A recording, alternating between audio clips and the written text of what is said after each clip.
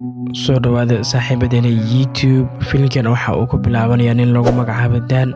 waa shakhsi marka ay timaado daacad u ah shaqadiisa, waxaana uu ka shaqeeyaa company lagu kala iibiyo baabuurka, waxaana uu booskiisa ku wargeliyay in ay 2 sano ay kasoo wareegtay sanad guuradiisa uuna siiyo fasax.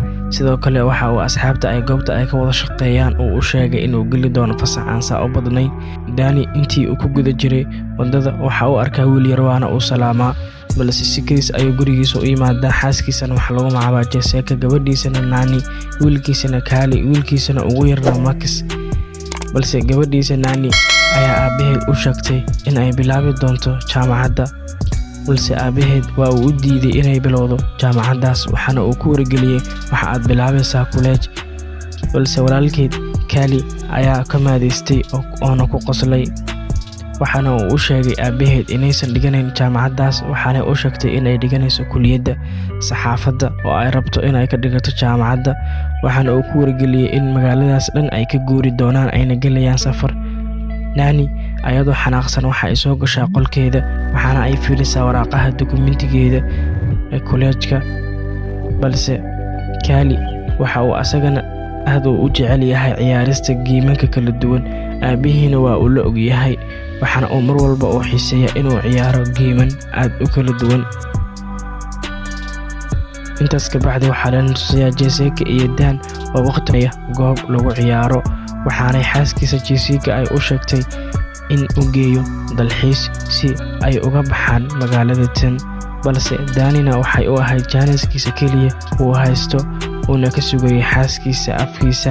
waxay qaateen waqti waana isku faraxsanaayeen, balse shakhsi ayaa ka qaaday sawirka. marka uu ka qaaday, gabadh ayaa gacanta ka taabatay, waxaanay u sheegtay in sawir laga qaaday. wiilkii sawirka ka qaadayna sharaab ayuu ku shubay. Danina goobta wuu iskaga tegay. sidoo kale waxaa la tusayaa Jessica oo dib ugu soo laabatay ciyaarista boxing-ka, balse goobtan waxaa ku jirta saaxiibadeed oo ay mar hore ay isku dhaceen, ayna khilaaf yar u dhex maray. balse saaxiibadeed Gawain waxay u sheegtay in ay muddo hore ay ugu dambeysay boxing-ka, waxaanay ka wareysatay xaaladeeda iyo wixii ay ku maqnayd.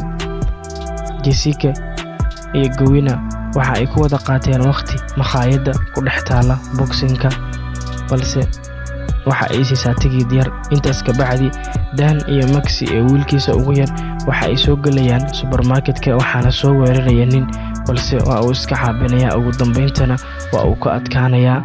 Dan supermarket-ka lacag ma uu siinayo, halka kaashiyeeradana ay ku dheeyihiin keen lacagta. Dan sidoo kale gurigiisa marka uu yimaado waxa uu meel kadis ah uu kala soo baxaa alaab, waxaana uu keligii, waxaana uu wacaa saaxiibkii, waxaana uu u sheegaa in uu geli doono safar.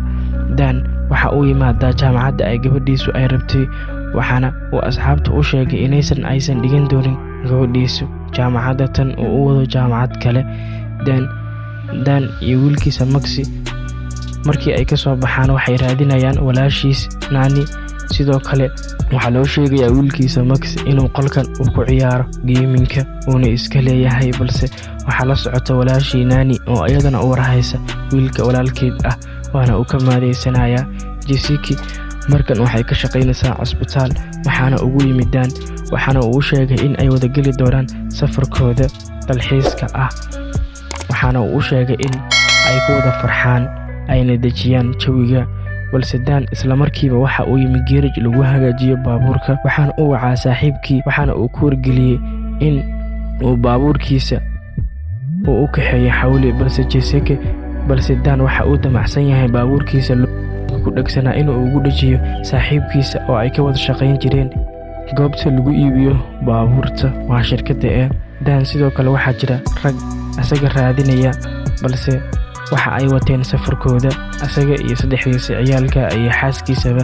Danna waxa uu u sheegay inaysan isticmaalin waxa moobila ah, balse Dan waa uu ka wada qaaday moobiladii, waxaana uu ku tuuray webiga, waxaana uu u sheegay haddii ay isticmaalaan in laga soo raaci doono locationada. intaas ka bacdi Dan iyo 3diisa cunug iyo xaaskiisa waxay yimaadaan hotel. ninka kaashiirkaha uu joogay waxa uu ka codsaday inay keenaan ID-gooda, balse goobtan ma ahan goob ay ku sii hakanayaan, waxaanay dib ay u sii wadanayaan safarkooda. Jessica waxay u sheegtay in safarkani uu noqon doono mid aan fiicnayn, balse Dan ayaa sidoo kale niyadda u dhisay. Mark Coffey waa shakhsiga aadka u raadinaya Dan, waxaana uu u diray koox baadha halka uu ku sugan yahay, balse mid ka mid ah ayaa ogaaday gabadhiisa Nani inay soo dhigtay sawir Facebookga. Sidoo kale wiilkiisuna uu jecel yahay inuu ciyaaro, wiilkiisana waxaa la tusayaa inuu la geliyo gabadh sawir. Aabihii ayaa aad uga xumaaday, waxaana uu u sheegay inuusan qofna uusan la gelin sawir. Gabadhiisana waa uu sheegay Nani. Habeenkii markii la gaaro waxa ay sii wataan safarkooda, balse Dan ayaa ah shakhsiga keliya ee wada gaariga, kumana aaminin ciyaalkiisa iyo xaaskiisaba, balse way seexdeen. Kaliya waxaa soo jeeda wiilkiisa ugu yar oo lagu magacaabo Marcus, waxaana soo weeraray Dan 3 mooto. 3daas mooto mid waa uu dilay, labada kalena waxay isku dayeen in ay afduubtaan Dan oo saaran gaadhiga, balse mid waxa uu ku dhuftay gaadhiga. Wiilkiis yarna waxa uu dhibay misaasada caanaha oo uu ku dhuftay ninkii soo qabsaday baabuurka, waxaana mootadaas ay ku dhacday boodh ku ag yaalay laamiga. Dan waxaa soo kacday xaaskiisa oo lagu magacaabo Jessica, waxaana u sheegtay maxaa dhacay, waxaana uu ku wargeliyay in uu gaariga uu ku waday xawaare aad u badan. Dan waa uu daalay maadaama uu ilaa habeenkii uu soo waday baabuurka. Gabadhiisa Nini ayaa aragtay goob kuleej ah, waxaana u sheegtay goobtan kuleejka inay garanayso, ayna cabaar ay ku nastaan, waxaana ay ka soo degeen baabuurka, waxaana soo dhex galaan goobta tan oo lagu ciyaarayo. Balse Kali iyo Nani ayaa sheekaystay, halka Jessica iyo Dani waa hooyadoodii aabahood ay ka dambeeyaan, ayagana ay wada sheekaysanayaan.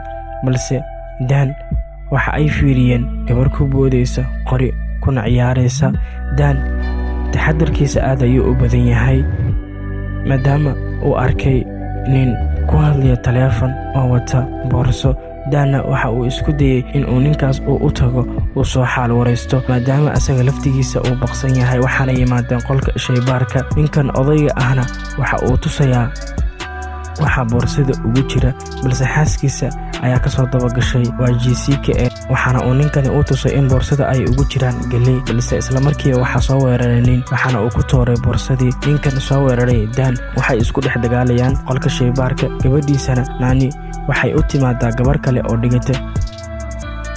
degan qol, waxaanay ku khaldaysaa qolkan in ay degan tahay gabar kale oo ay saaxiibo yihiin, waxaanay u sheegtay inaysan deganin gabadhan ay doonayso. Aabaheed Dan ayaa u sheegay Nani inaysan ku khaldamin qolalka dadka kale maadaama la raadinayo halka ay joogeen, waxaana uu aabaheed u dhiibay baabuurka si ay u kaxayso maadaama uu daalnaa aabaheed Dan. Intii ay ku jireen safarka waxaa soo wacay mid ka mid ah asxaabtiisa Danna sidoo kale waxaa layna tusayaa isagoo jooga makhaayad laga cabo shaaha, waxaana uu wiilkiisa Kali u sheegayaa sababta uu u ciyaaro geeminka kala duwan. Wiilkiisana waxa uu u sheegayaa in ay tahay sababta uu u ciyaaro waa xaalad aad degdeg aad ku qaadanaysid inaad guulaysatid ama inaad guuldareysatid, waxaana uu aabihii uu ku wargeliyay in uu la ciyaari doono geemka haddii ay wada guulaystaanna ay wada farxayaan.